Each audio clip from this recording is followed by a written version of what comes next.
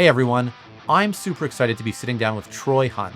He's a renowned security expert with a reputation for getting beyond the complex and technical and distilling all the noise down to what really matters to protect ourselves. He runs the website Have I Been Pwned and was named a most valuable professional by Microsoft. If you don't know it, Have I Been Pwned is a free resource that tells you if your data has been stolen based on your email address. What I want to know is what this age of AI, massive data breaches, and shifting digital trust mean for online security. What's next? And what we need to do to be ready for this new world. Let's find out.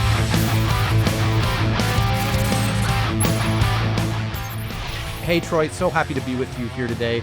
Maybe to jump right into things, what I really want to know is, your perspective on the threat landscape online in 2025, 2026. What does it look like now? And, how is it different from what we've seen in years past? Yeah, one of I was almost going to answer before you said how's it different. I was almost going to answer about how it's the same because one of the things we keep seeing a lot of lately is still social engineering attacks. And I think everyone's like, okay, can we talk about AI and how's AI destroying everything? Because that's the expectation.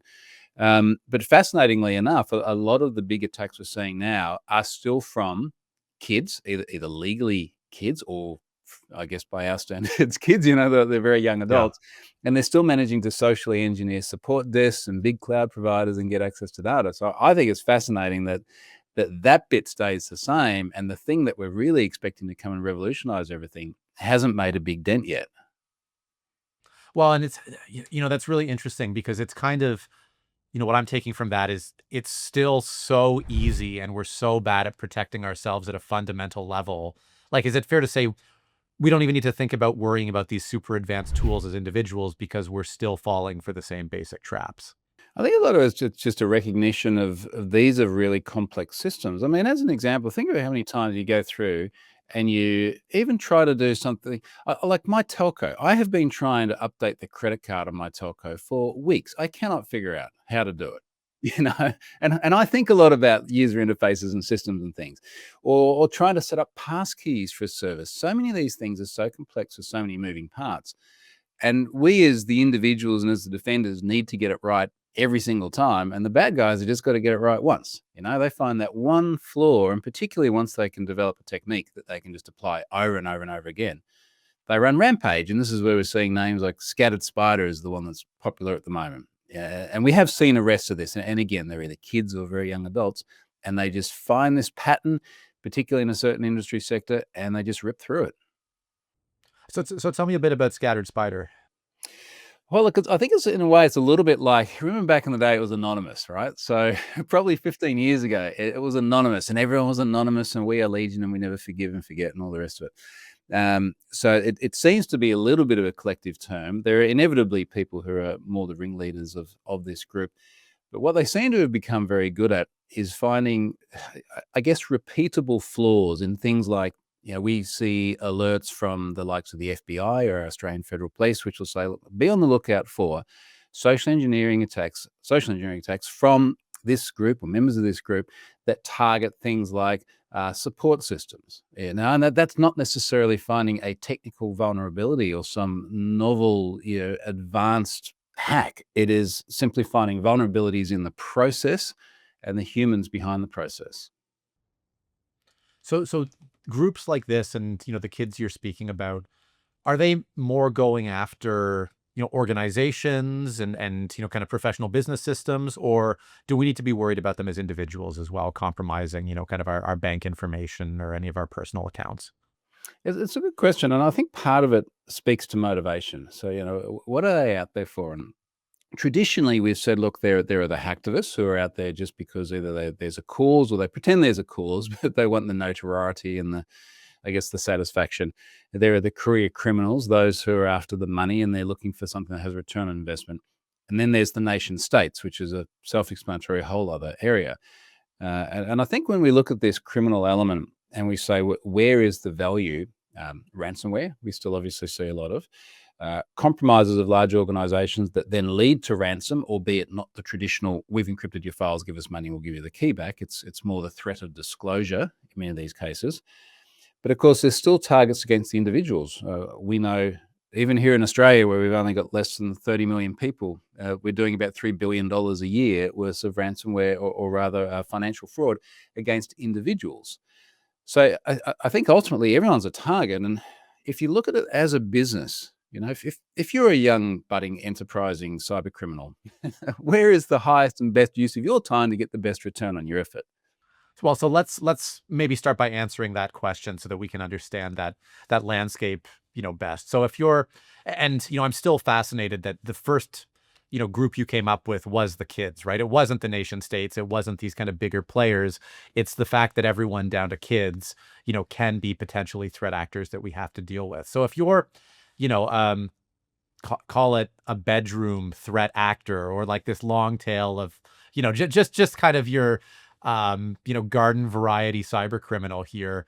Where is your best bet that you would, want to go after in terms of, making some money off of this?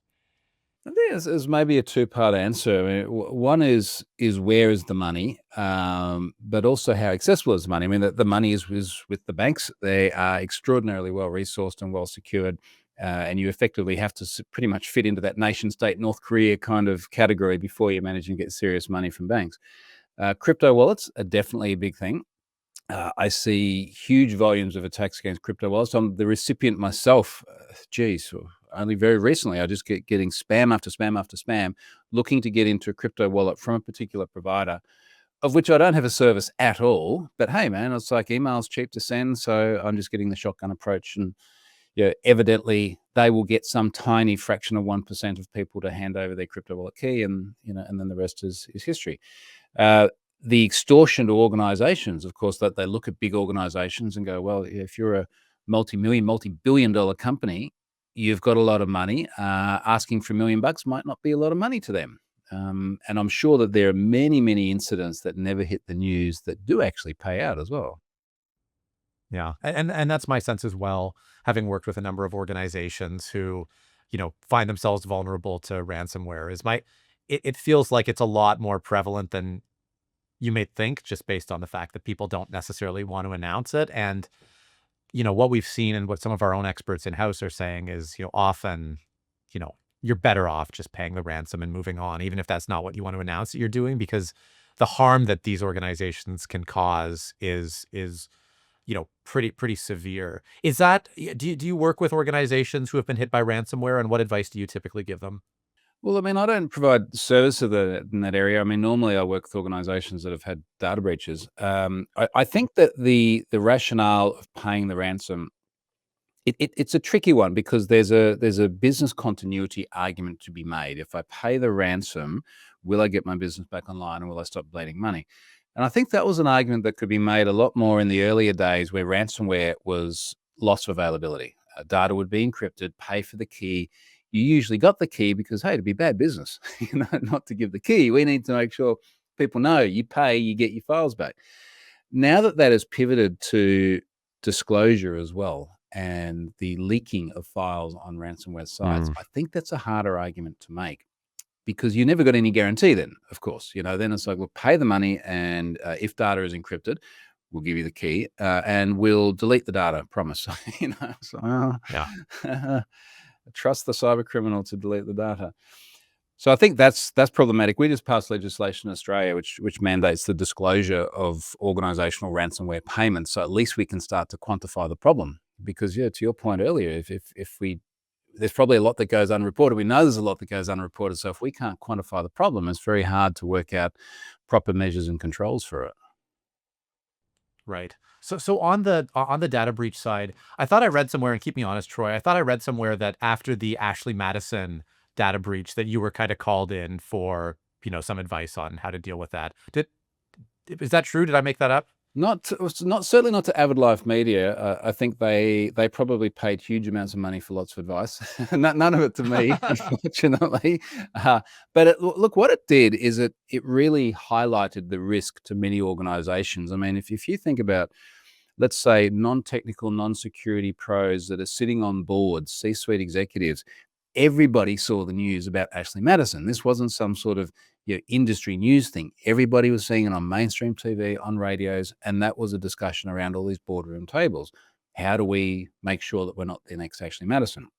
And certainly I did speak to many organizations that raised that question, because suddenly they're getting not just pressure from their board, but interest. It's very hard to get money for cybersecurity, particularly from the likes of board members who may not understand it. But when they see that headline and they're like, how do we not be the next Avid Life Media and have our 30 plus million records over the internet? Yeah, that got traction. So data breaches, you've talked about how they've evolved over the years, and, the approaches that criminals have taken and their trustworthiness has changed. D How should companies be thinking about them right now?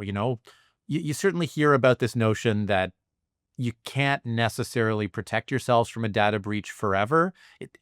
First of all, do you buy that? Should we be thinking more about response or more about, protection, or both? I think we've got to recognize that there are no absolutes. You're never going to be protected and that's it, and now you're fine. What you're doing is you're mitigating against certain risks, and you're mitigating at the likelihood of it happening. You're mitigating against the impact of it happening. And a good example of that is in investing in penetration tests to make sure there's no obvious flaws is a great one for likelihood. A great one for impact is simply not retaining data you don't need.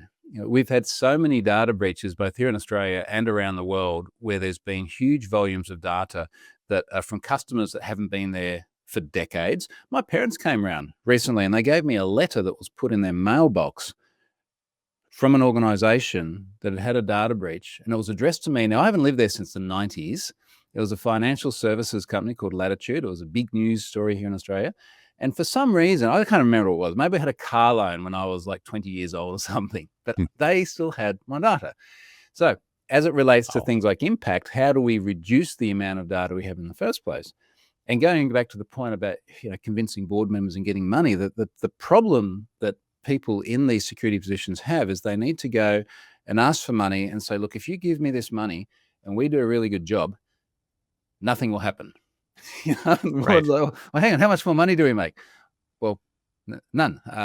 But hopefully you won't lose money. So it's a very difficult position to make. So how do you make that position? Because I agree with you. Like, the having that conversation with the board is, a lot of this all comes down to money and getting the mandate to do that. How do you typically work with organizations to convince boards that this is worth it, even if that means that, nothing happens, is the best case scenario? Yeah, well, very often, I guess the bit that I get involved in, I don't really do any consulting anymore, but I do a lot of public speaking. And then people say, look, we want to get you to come along, talk about data breaches, scare everyone just a little bit, like tell some good stories that make people go, I don't want to be the next whatever organization. And unfortunately, what tends to happen is we seem to wait for some major incident. Ashley Madison was one of them. In Australia, we had our second largest telco and our largest health insurer both have major data breaches at the end of 2022. And suddenly everyone was interested.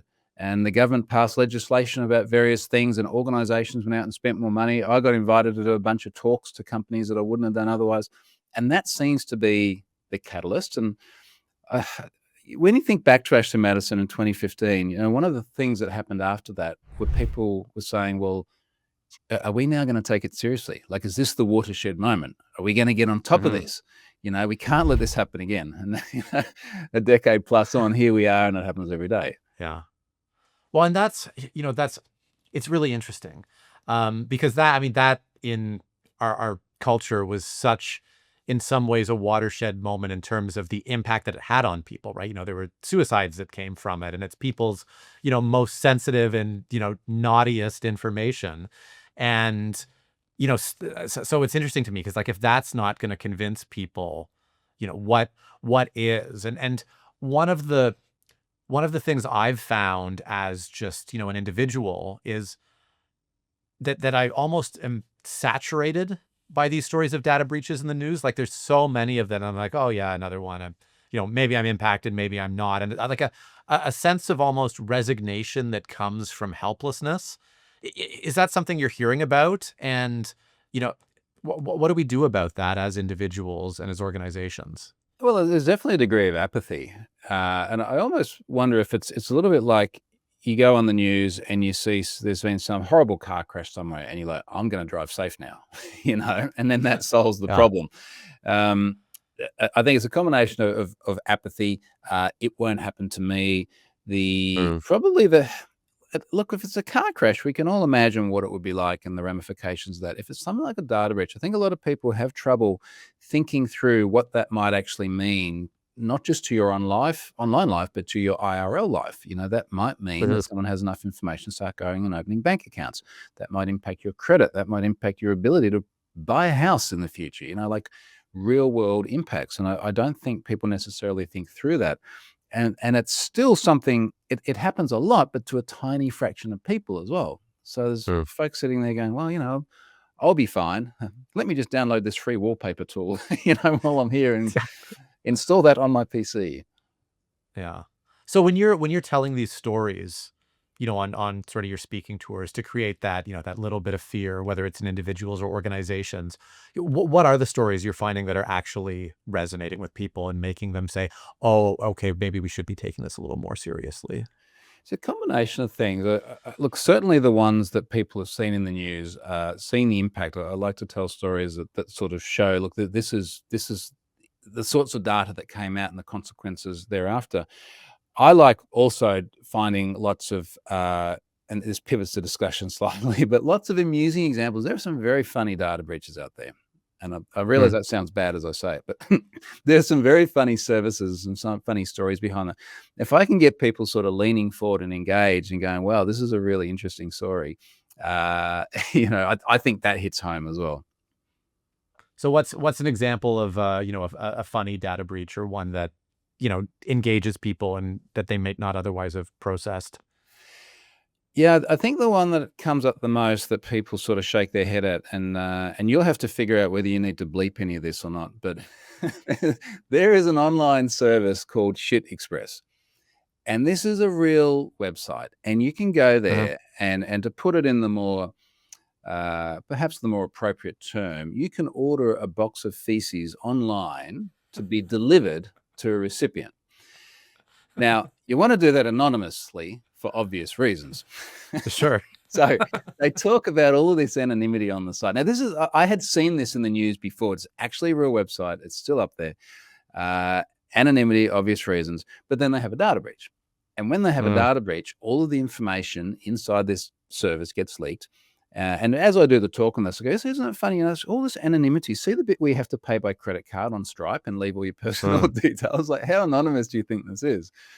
Anyway, so it gets leaked, and there's a little snippet I use in there where one person has gone, as I refer to it in the talk, a shitposting rampage. But they've gone through and sent multiple boxes to a bunch of these names, and there's about 6 or 7 different names on there. And they're very upset about things to do with legislation in America. And Sure. I, as an Australian who watches the news, didn't recognize the names except for one. And this is the names of the recipients. Incidentally, the IP address of the sender is on every single record.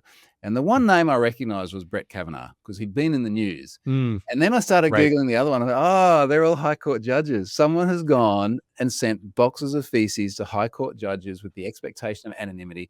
There's been a data breach. Now here it all is. Right. Right. Suddenly, we know who's sending the shit to the to the Supreme Add Court. this to the list Yeah. of And things I didn't expect to learn today. yeah, no, that was not on my bingo card, Troy. So so thank you for that. Um, when we think about how people traditionally respond to these data breaches, when we think about how they traditionally think of them, is there any information out there that to you is either misinformation or unhelpful? Traditional thinking that people talk about, but you kind of say, time out. That's not the way I would approach this. I think what I'd suggest is we need a bit of a reframing about what classes of data represent risk versus what classes don't, and risk to whom. Now, a good example of this is I see so many data breaches where there'll be a disclosure from the organization, and they'll go, they always start by saying, at such and such a company, we take your security seriously. And I'm like, oh, this isn't going to be good. As soon as it starts that way, it's going to be bad. And they'll say, we had a cyber incident by a malicious threat actor at a third party. So it's just like Uh, watering the whole thing down. And then they'll say, your email address, your name, your password, your home address, your phone number have all been exposed. But good news, your credit card is fine. And I'm uh, like, hey, well, hang on a sec. I have had my credit card defrauded many times. And I'm careful, but I'm also human and I'm online, Yeah. and I go to restaurants and strange places sometimes. In my experience, every time the credit card has been defrauded, American Express, for example, picks it up pretty quickly. I get a call. They're Mhm. like, "Look, we've found these transactions. Were they you? No, they weren't me. Okay, we'll cancel them. We're going to cancel the card. I get a new one in the mail a few days later. I'm fine." Now, on the other hand, someone's password gets exposed. That is their password, singular. That's the one they Mhm. use everywhere. So this organization has just said, look, that the thing that actually really has no tangible impact on you, debit cards, different story, but for the most part, credit cards, that's okay. But the thing that is now the key to all of your other digital online lives has been leaked. Uh, Good luck, go for it. I Mhm. think reframing the impact of data like that's important. So what's your best advice around password hygiene then? Because you hear all sorts of conflicting things about, make it incredibly long or use special characters or, there's refresh rates. There's a number of different, pieces of advice. What do you typically tell people around password hygiene? Well, I think first of all, maybe to add some positivity to the whole thing, the bar is set very low in terms of where do I need to get to be more secure than 90% of other people out there. Mm. And that bar is having strong and unique passwords, and preferably a second factor of authentication as well. Not foolproof, but it's a really good start. Now, the strong and unique bit. Unique is an easy one. Don't make it the same as any of the others. Now, part of Right. the reason for this is that there are so many credential stuffing lists out there where a service has been compromised. Someone goes and gets all the email addresses and passwords, and they add them to all the other ones from all the other services. And now suddenly they've got a list where at times we're talking about billions of credential pairs, billions of instances of email address and password, and then they just go and try them on vulnerable services. Now that's Mm. exploiting password reuse. If you have an extra one on the number of your password, you're immune from that particular type of attack. Right. Like, there's still not a good password, but you get my point. The strength is the challenge, because we all have so many different online accounts these days. You have 100 plus, either that or you're very, very young. Like if you've been Mhm. online during COVID buying stuff, you will have 100 different accounts, some or other. You can't remember those. You simply cannot, in your brain, remember every one of those. So one of the things we've really got to get past is this idea that a password is something that you remember and you type in, which leads us to password managers. And I've been a massive advocate of password managers for a very, very long time now, because they're the only way you can get strength and uniqueness. And then the discussion changes from how do I make those 100 different accounts secure to how do I make my password manager secure? And for Wow. a tool that's a dedicated security tool meant to do that one thing and do it very, very well, that's a much easier challenge than securing all the other things. Does that, I've heard that advice too, and full disclosure, and I hope I'm not tipping off any would-be hackers here. I don't typically use a password manager, and my concern is it feels like it's just the classic problem of now I have one point of vulnerability because everything is in the bank's singular vault now, and if you can get the password to the password manager, suddenly everything's exposed. Does that hold any water to you or no? Oh, yeah, of course. And this is often the question. They're like, well, what happens if someone gets into my password manager? So Hmm. it's easy. You're screwed, because everything is in there. And keep in mind as well, a lot of password managers are not just password managers. I use One Password, the service called One Password, and I have my bank account details in there.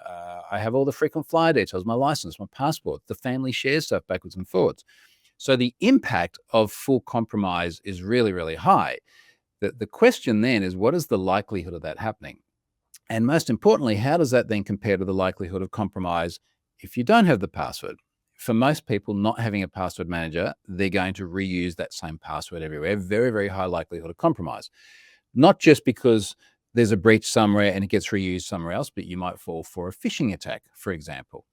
You might enter it into a website that's got a keylogger on it. We've seen lots of Magecart style attacks where cards entered into a website are scraped because they've got an external dependency that's got JavaScript listened to everything that's put on the page. So once you have a password manager and you lock it down with everything from in the One Password example, there is a secret key that I have no idea what it is. It's printed. It's in a safe somewhere. There is multi-factor authentication.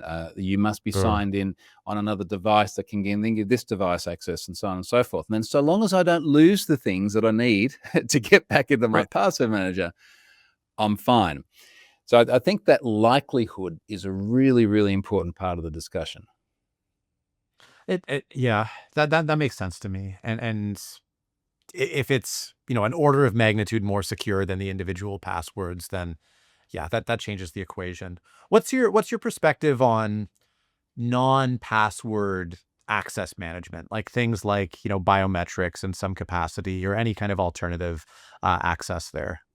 Well, I think we've got to look at it as an augmentation of passwords. I mean, I've got a modern iPhone, so I've got Face ID. And most of the time when I authenticate to my phone, I log on with my face. And then people go, well, that's great. So now you don't have a password. So no, you do, because some of the sunglasses I have don't work. Well, they got to Right. keep the sun out, but then I can't. Literally now, when I go and buy sunglasses in Australia, I go through the shop and I'm like, okay, do they look good? Can I unlock my phone while I'm wearing them? But yeah, obviously there are parts of the world where you might have a scarf on because it's cold. And also, what happens when you forcibly reboot your phone? What happens if the biometrics fail 10 times in a row, or however many it is for the lockout? Well, then you need the PIN, so you fall back to the PIN. The biometrics has got the great advantage of being something that you can use to authenticate in front of people and it can't be copied. No one is practically copying my face and logging into my iPhone. Uh, I can do that in front of people. I enter the PIN, someone observes the PIN, and now they can enter it. So I think the thing to think about is these two things augment each other and they complement each other. And that to me is a major part of the whole InfoSec discussion. How do we find the right tool for the right circumstance and recognize that there is no one thing that just solves all the problems? So let's continue down that thread for a minute. What does that exercise typically look like, for an organization or a leader trying to go down that road? I think the classic term would be some form of threat modeling, going through and looking at, like, okay, what are our risks? What are the likelihood? What the impact when they happen? There are some very boring protocols that you can follow to figure this stuff out. But in simple terms, most of it comes down to what is the impact of someone gaining access to our things? What is the likelihood of it happening? What are our mitigating controls to reduce either the likelihood or the impact if it happens afterwards? So I, as I think about that, there's a couple of angles to this because we were talking earlier about the impact of the board and getting money for all of this.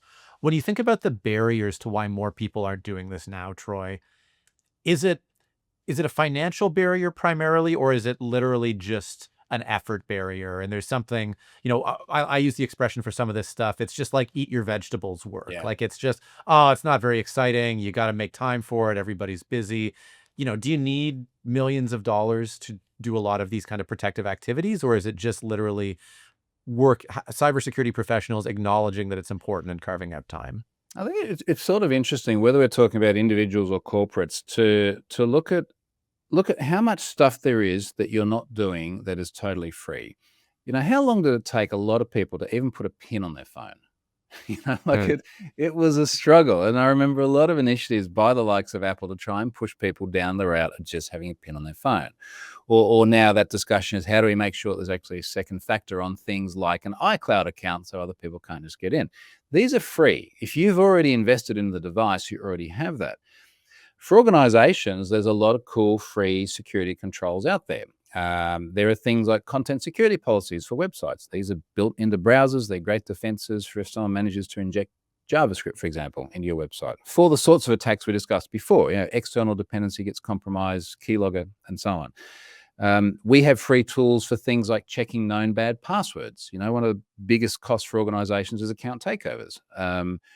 A lot of the time, people are signing up with passwords from data breaches. We have a free service where you can go, hey, has this password been seen in a data breach before? Also, how many times has it been seen? Well, this person is using one that's got lots of uppercases and lowercases and numbers and it's really long, but it's been seen 5,000 times before. Maybe we'll block that. And that's free. And then you start spending the money after that. Yeah. So on that note, tell me a little bit about Have I Been Pwned and how that tool works, where it fits in the mix, and how it came about. Yeah, well, it's kind of wild that we're still here talking about it nearly 12 years on. So it started in December 2013. And I started it after finding myself in the Adobe data breach. There are 150 million plus people there. My personal address was in there. My work email address was in there. And I thought, well, that's interesting that it's there twice. It's also interesting because, as far as I know, I didn't give Adobe my data, but I was a Macromedia Dreamweaver user. So I gave Macromedia my data, and then Adobe acquired them, and that data flowed. And to this day, I get a lot of questions from people who are like, why is my data in you just sent me a notification, have I been paying? Why am I in this data breach for a site I've never signed up to? It's like, well, there's always a reason, right? Like the truth is in the data, your email address is in there, let's go through the options. And one of those is acquisition and your information flowing to different places. So I thought that was interesting enough to build a service. And it was a hobby project. And many technical people listening to this have hobby projects that just scratch an itch, and most of mine go nowhere and fail. And this one stuck and became very popular. And I think partly because it's simple, partly because it's freely accessible to everyone. And then when there were the likes of the Ashley Madison data breaches out there, and there was a service where people could go and see their impact, it just got a lot of traction. It's super cool. How does it work? I mean, without giving me the like exact lines of code, just kind of abstractly, how does it work? Look, in very simple terms, a data breach comes in, and a data breach is normally just a text file. There may be a few text files, could be a CSV or a .SQL file. It's usually a human readable text file. There are however many millions of lines of data records in there. We have an open source tool that just goes through and regexes out all the email addresses. So it'll be like, okay, there's a 5 gigabyte file. There are 2 million email addresses in there. Puts them in a file. And then we upload those email addresses into the service. So the only thing that we actually put in the online service is the email addresses. And if we have plain text passwords, we have a separate disassociated corpus that's just passwords that organizations can use to try and help people not use bad ones. So the email addresses go up there. We've got about 5.6 million individual subscribers to the free service, where if we find any of them in a data breach, we fire them off an email. We've got hundreds of thousands of organizations that monitor their domains. They get sent an email if they're in one of these new breaches. And then there's the front page of the website where you just put your email address in, goes to the database. The database is like, okay, in my case, for example, I'm in more than 30 data breaches and have I been pwned? Here's what they all are. And it's like Dropbox and LinkedIn, not Ashley Madison, and a few others like that. And that's all it does. It just comes back and it's like, here's where you've been exposed. It's really very simple. So it's and it's what's interesting to me is you mentioned it's such a simple tool, and we're still talking about it, 12, 13 years later. What's the future of data breaches? Like as you look at the tools available, as you look at people, is this going away? Is it getting better? Is it getting worse? It's hard for me to believe this is going to, disappear, but are we still going to be talking about this and using tools like this another 12 or 13 years from now? I can't see any reason why we won't. If you look at the factors that lead to data breaches and contribute to the impact of them, we have more online systems than ever before. We've got more people who are online than ever before. We've got more ease of access to online services. I think as much as I love cloud services and now the ability for AI to create apps as well, it does mean that a whole bunch of people who wouldn't have used these things before and perhaps shouldn't now have access to them. And many of the data breaches we see are from people just simply not understanding how to use these cloud services. Lack of authentication on databases is a massive one. It's crazy how frequently that happens. So I don't see any of that changing. And then we expect all of this interoperability between services. And then lots of things that we might have built in-house before and kept as part of our own code base are now delegated out to external services. Now, to be fair, I love this idea because now I do my payments on Stripe. I don't have to build that. That's fantastic. But then very often these external services are misconfigured or the API key for it is leaked. And we see so many data breaches where the organization's like, we had a data breach at an external service. And then maybe it was because the external service got social engineered. And I guess your attack surface, for want of a better term, for each one of these multiplying applications is just so much larger than what it was before. So I can't see any reason why, if we do this in 12 or 13 years from now, we're not saying, hey, well, now there's 2,000 data breaches and have I been pwned? Yeah, and that's exactly my concern. Is it feels like it's getting worse, as you said. The attack surface is getting bigger. We've been hearing a lot about basically the vendor risk or the third party risk of, when you're trying to conduct these, threat assessment exercises, what's going on within your organization is suddenly a smaller piece of the puzzle. What do we, what do we as security leaders do about that other than, flag it? Do you give advice at all in terms of any of the partners we should be using, what we should be asking those partners? Is there a way to protect ourselves there, or is it more just sort of accepting the risk? Well, again, it's always sorts of degrees, and if we tie it back to the IRL examples, which for the most part I don't like, but sometimes it helps contextualize. If you're securing the physical security of your house, how do you make it secure? Well, even just saying that term, that sounds like an absolute. So, how do I get to the point of super secure? Well, you still got windows? Yep, I got a brick. All right. So, do we put bars on the windows? Like, how far do we go? And inevitably, the discussion becomes one which is, what is a reasonable commensurate level based on the risk and the likelihood and then the impact if someone gets in?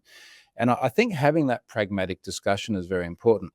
Where it's very hard, and the bit that I'm especially sympathetic to is, as mentioned before, like the attack surface is now so big. So when you're looking at the security, particularly of your organization, even one app is hard enough, but look at an organizational risk.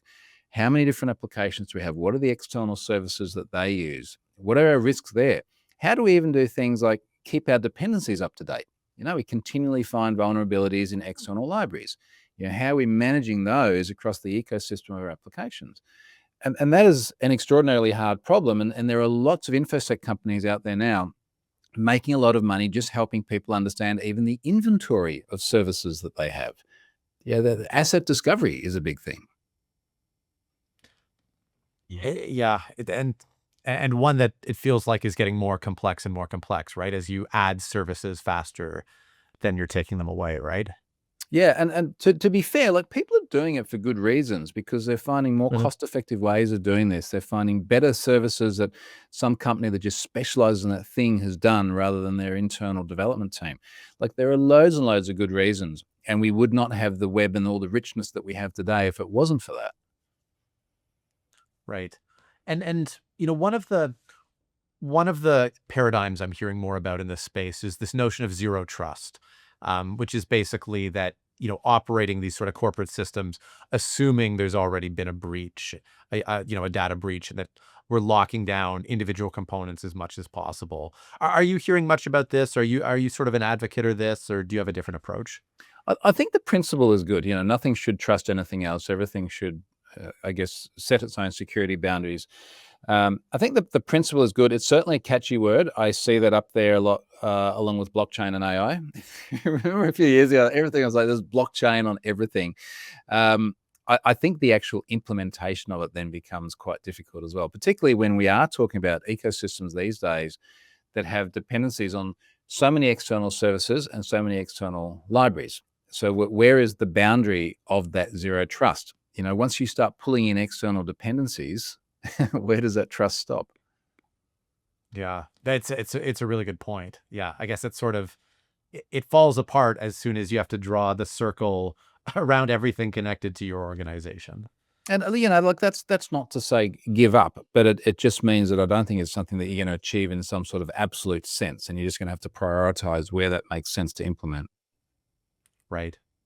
And so speaking of vendors and different tech players in the space, I did want to ask you and understand a bit better, Troy. I know that you're in the Microsoft sphere and you've been named by them, a most valuable professional. And it sounds like you're not working for Microsoft, but you're working with them in some capacity. What does that mean, and how did that kind of come about? Yeah, so the most valuable professional award I got in 2011, and I've had that each year since. That's an award. The one that's really confusing is I'm also a Microsoft regional director, but I don't have a region and I don't direct anything.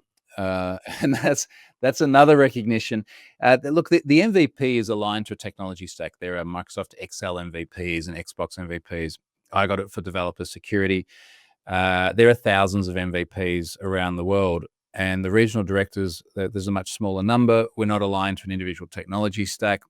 we generally tend to have, I guess, a broader overview and probably better access to the sorts of organizations Microsoft would like to have good relationships with. So I work a lot on the Microsoft tech stack. All of the underlying Origin services have ever been pwned is built on Microsoft technologies and on Azure. I spend a lot of time with folks at Microsoft, especially when I travel. We get along well. They give me some software, and that's about it. Oh, that's great. And what role, as you think of this whole ecosystem, I mean, what role does Microsoft play versus some of the other bigger players in this space, I guess? Well, I think it depends on where you look at in terms of size. I mean, Microsoft has obviously got a massive footprint on the desktop, so that's huge. Mm. They're not the biggest cloud provider, but the services in Azure are huge as well. I think like every other player at the moment, they're trying to figure out where AI fits into absolutely everything because that seems to be the strategy these days. But I think that they're just an enormously important and complementary with the likes of Google, Apple, AWS, etc. Part of the ecosystem. They're big. Everyone uses them in one way or another. Yeah, yeah. So I want to come back to something now you've said a couple of times, which is AI. And the few times that you've brought it up, you've basically, implied or said directly that it's actually overblown in this space, and it's not the primary thing that people should be talking about or considering when they think about, cybersecurity risk. Is that, am I misconstruing that, or is that fair? And tell me a little bit about where that position is coming from. I think it's fair. Look, I sort of have a foot in each camp at the moment. Where one is, I'm so sick of seeing these hyperbolic headlines, and I'm so sick of seeing people go, you don't need skills anymore. You just code your own app and it will be fine. It annoys the hell out of me. But then on the other hand, I am so much enjoying using AI for discrete tasks such as writing particular blocks of code. Like I want to go through and say, hey, give me all the customers in Stripe who have outstanding invoices. I could figure that out before, but I can literally put that question in as fast as I just phrased it, and bam, there's my code. And it's amazing for that. I love it. I'm starting to use AI in a lot of my home automation to do things like look at photos from cameras and tell me things like, you haven't put the rubbish bin out and it's a Monday night. You need to do that. That's a hard problem without someone that can interpret photos or announce who is at the door or what the person at the door looks like. And they're little applications. But I think what's fascinating is it seems like everything we do is having AI creep in one way or another. And our challenge is to figure out where are the places where it actually helps us do our jobs better, and where are the places where you're like, no, that's in the hyperbole overblown column. And that's a challenging problem at the moment. Yeah, I've found that as well, right? There's almost like, I've been calling it AI washing, right? Just slapping AI on everything, and hoping that somebody, somewhere appreciates that or pays more for it. Um, there's an angle we didn't talk about for AI that I'm curious on your perspective of, which is implicitly in the conversation. There's, sort of us as the quote good guys using AI. What about AI for bad actors? You talked about AI code gen and it having, some, good limited applications. Do you see Yeah. it as lowering the bar or the barrier to entry for bad actors or cyber criminals getting into the game? And is that something we need to be worried about or protecting ourselves against? Yeah, yes to all those things. I think the way to think about it is very much like the encryption debate that we've had for many years. Both encryption and AI are morally neutral technologies. They have been democratized to the extent that everybody has access to them. So whether you're building a payment card system and you're protecting people's credit cards, or whether you're collaborating with your terrorist network, you get encryption, and everybody gets it equally, and everybody can figure out how to apply it. And it is the same with AI. We will inevitably see more uses of it in offense. The ability even just to craft messages. I mean, how many times have you got a spam message and go, that really needs AI? Like, you should get your spelling and grammar spot on, and it would be such a more convincing spam message. Equally, the ability for AI to infer things like deviations from the norm. We have the ability to say, well, hang on a second, my bank doesn't normally communicate that way.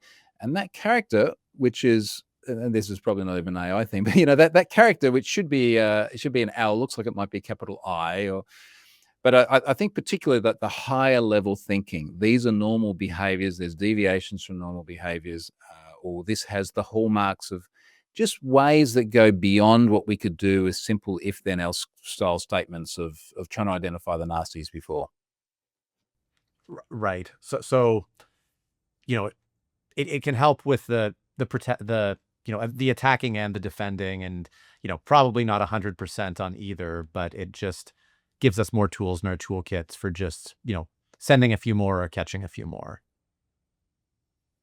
Yeah, exactly. And to be honest, the thing that I think is very exciting about it is it's changing so quickly that if we have this discussion in another few months, I'm sure we'll go, hey, look, there's now that other new thing, which might be a good thing and it might be a bad thing, but that's going to be different from today.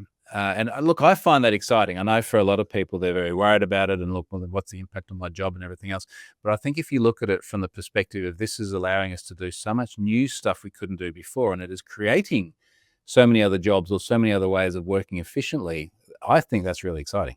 Yeah. No, I think you're absolutely right. It's crazy how fast it's changing, and yeah, I mean that's one of the things that makes it so tricky is trying to keep up with this incredibly fast moving technology. Troy, speaking of these technologies, and speaking of just your sort of posture about data breaches and the organizations you talk to, it it really feels from this conversation like there's no end to data breaches either for organizations. There's no end to data breaches for individuals. You mentioned, you're a damn professional in this space, and you said you've been caught up in 30 plus of these things and had credentials compromised. What is Where should we get to? Like, is it just about being a little bit better? Like, what's your posture and what's your message for people who maybe have that sense of apathy or resignation? Like, where do we want to get them to what's kind of the goal of all of this? I think like a question of equilibrium. So where is the right balance? If we take it back to another IRL example, and you were to say to people, what's an acceptable road toll? And they'll go, well, none. I don't want anyone to die. So, all right, you can't drive anymore. Uh, I'd like to drive. It's a long way to walk. All right, well, now you're going to be driving around in a 2-ton machine at 100 kilometers an hour. You're going to take on a risk that you wouldn't have had otherwise, but we accept that that risk is part of our life and the ability to live the way that we do. And I think maybe the resignation that we all need to have is that it is very likely that we will be caught up in a data breach. With that in mind, what are the things we can do to stay safe? Again, I think even that's a bad term. Let me rephrase that. What are the things that we can do to minimize the impact when it happens? Strong and unique passwords, multi-factor authentication, all the stuff that we've spoken about before. Yeah, I like that approach, and for me, there's even like a sense of relief in framing it that way, right? Because I think if you position it as like, as you said, like stay safe, or like, I don't know, the analogy that came to mind, and we're a little bit off base in all this conversation anyway. We've already talked about sending people shit, but it's like it almost feels like it's like abstinence education, and it's like, Yeah. okay, well, if you just tell people abstinence is the answer, they say, oh yeah, and maybe people get mad at me for saying this, but a lot of people say, yeah, right, that's not the answer, and they ignore you. But being able to say, okay, how do we how do we approach this more safely? Does that apply to Not cybersecurity? totally. Yeah, it's not about not doing the activity at all, because there are real world impacts on whether it be abstaining or not driving your car or not signing up to online services. The question, I guess, if you relate it to things like sex education as well, is the education component. It's like, look, these are the risks. These are the things you have to be aware of. These are the things you can do to reduce the likelihood of that risk from happening. And that is just a reasonable discussion that I think just needs to be part of education in general, whether it's like part of the what kids learn at school, or what part of all of us as adults need to take on board. Yeah. No, it makes complete sense. I love the road example too. I love the posture of just how we can educate ourselves, how we can make smarter decisions, and how we can approach this more thoughtfully. Troy, I did want to ask you though, you've been, a consultant and an expert in the space for a long time. You've worked with a lot of organizations helping them. As you think about cybersecurity, I mean, you mentioned the sending people shit story, but when you think about your own career, do you have sort of like a craziest story when it, either with you or with a client organization, that you can share when it comes to a data breach or anything security related that you kind of found yourself in the middle of? I'm trying to think about the ones I can talk about and not get sued. It's actually kind of crazy that I haven't been sued. I've honestly not had any legal problems of any great extent. But I think the things where it has the ability to get the craziest. I'll talk generally about one which I can't Sure. name, but yeah, it turns out a lot of organizations don't like being told that they've had a data breach, and it's just wild how hard it is for me to disclose incidents to many organizations. But I had one which was a very online service in a part of the world which is not where you or I are from. Put it that way. Probably a different set of priorities and values. And someone sent me what turned out to be tens of millions of records of their customers. And I managed to disclose it to the organization. Very often when I talk to an organization, I do actually talk and try and have a video conference or something, because then they can see that I'm not wearing a hoodie. I'm not a kid in their parents' basement. And I had a Yeah. video conference with this company, and the CISO's on there, and he's like, "Oh, I really like Have I Been Pwned. I use it all the time." I'm like, "Yeah, well, you're probably not going to like what happens next." So yeah, we had this discussion about all their data, and the way I normally frame it is, I'm like, "Look, you've had a breach. Can you share the disclosure notice that, of course, you will be sending to your customers, because then I can include that in my messaging when I communicate later on." Now, knowing in the back of my mind that very often they're just not going to disclose it, they're going to try and cover it Mhm. up. And it soon became evident as the discussion went offline that they were not going to disclose it. And I had some information via a back channel that they're not going to disclose it. They're really trying to cover it up. They attributed it to an insider who they felt that they'd managed to put a lid on the whole thing, even though it was clearly now data rich because it's been sent to me. And part of the reason they're not going to disclose it is they're publicly listed and they have an earnings call coming up. And I sort of went, like that. That's now multiple levels of different things of various legality that is, but it's a part of the world I travel through a lot, and I don't want to have a problem getting caught and ending up in a jail in that part of the world. So it unfortunately just ended up being one of these ones where I had to look at it and go, processing this may impact the ability for me to run this service. And it pains me Mhm. to just file it away, but that's where we ended up. Yeah. And so uh, it's really interesting, and there's multiple layers of sadness to that story. I mean, first off, just kind of abstractly, we, I think, like to believe that when there's a data breach, most organizations will disclose it, or maybe the cynics listening are like, yeah, right, nobody's going to disclose it. I assume there's many more breaches.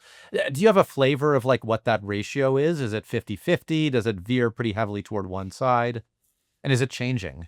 Yeah, look, I reckon it is a coin flip. I think it's pretty 50-50. When I try reaching out to an organization, I reckon it's a 50-50 chance of me getting any response at all. And even that's Mm. wild, right? Like, I mean, ask yourself this question. If someone sent you data, and it's probably a service you've never heard of before, it's in another part of the world, and then you go to their website and you're like, all right, cool. Where do I get in touch with people? Now, they almost certainly don't have a security.txt file or a vulnerability disclosure policy or a bug bounty. So you kind of try and find the contact form and you fill that out. And then you go through all the social media accounts, and whichever one's allowed DMs, you contact those as well. And you give it a few days. You're like, all right, haven't heard from them. Then I go to LinkedIn and I start trying to find people there at the company. And I'm sending them messages as well. Give that a few days. And then I'm on X sending tweets. Does anyone have a security contact at this company? And by then, people know exactly what's happened to the company. And then eventually we go through that process and I load the data. And then as often happens, then the organization reaches out. They're like, hey, we've just had like 1,000 angry customers contact us. What's going on? So, here is my entire paper trail. Which is actually really useful when that does happen. And I normally say in the breach description, there were repeated attempts to contact the organization, but they didn't reply. And then I think there's a little bit of egg on face after that. Right. And for the organizations that don't disclose, right? They choose to say, oh, there's an earnings call coming up, or it's bad for business in some way. Um, again, You seem like a good guy, Troy, and based on the conversation we're having, I mean, there's a very obvious like it's the right thing to do answer. Is there more to it than that? Like, Yeah. d do you believe it is the right business decision to be disclosing these things? Like the ones that don't disclose, does it usually come back to bite them, and in some way worse than the original? Like what's your message to try and encourage people to do this for more reasons than just the goodness of their heart? Well, first, there's two lenses to look at this through. So one is what is the legal obligation that the organization is under, and that will depend on where they are in the world and the type of data. Very often, including in places like the US, Australia, the EU, there's a legal obligation to report to a regulator, but not necessarily to the individuals. So a lot of data Mm. breaches get reported to some sort of privacy officer at the whoever the local regulator is, but never actually get sent to the individuals who've had their data exposed, which is kind of wild. And then there's the ethical view, which is then is of course, is rather subjective. And my rather subjective view is that if you lose someone's data, you should let them know. So that's my view of it, and I think that that's the way most individuals then react as well. There is an Mm. expectation on their behalf to be told if an organization exposes their data. That the thing that really muddies it is organizations are very worried about things like class actions. So many data breaches, even ones that frankly are pretty benign in terms of the impact to individuals, then result in class actions. So organizations are worried about that happening in the first place, and then they're worried about what they say, lest that be used in the class action. They're also worried about regulatory penalties as well. So, one of the challenges we've had in Australia is how do we even get organizations to disclose things like ransomware? And now I forget the legal term that's used, but now we have a construct where they do need to disclose that, but that can't then be used in any proceedings against them because we just Mm. need to try and at least quantify the problem. So it's a very messy thing, and unfortunately, what I think ends up happening is the individual victims of the breach tend to end up being put last, and organizations are absolutely prioritizing shareholders, which is kind of what they're there for as well. That is who they're accountable Mhm. to. It Sure. just doesn't come across in the disclosure messages talking about how seriously they take security. Well, and I have to believe that you can very often find yourself in that situation where the cover up becomes worse than the crime, Yeah. right? And if you eventually have to disclose it, and as part of the disclosure, you say, "Oh, well, actually, this happened 2 years ago," and yada yada yada, like that then becomes a much bigger news story. And that's one of the pieces of advice I often give an organization. If you disclose and you do it properly, you get to define the narrative. You get to explain what's happened. You get to get on the front foot. If you don't, and particularly if I have the data and then I notify my subscribers, they will find out about it. They will draw their own conclusions. If you create a vacuum, it will be filled by them and it will be filled by the press. And that's not what you want. I love that advice. I thought that was extremely well said. Troy, I'm going to choose that as good a note as any to go out on. I wanted to say a big thank you for joining us today. Really, really insightful, and I appreciate your time and your insight. Awesome. Thanks, Hyde.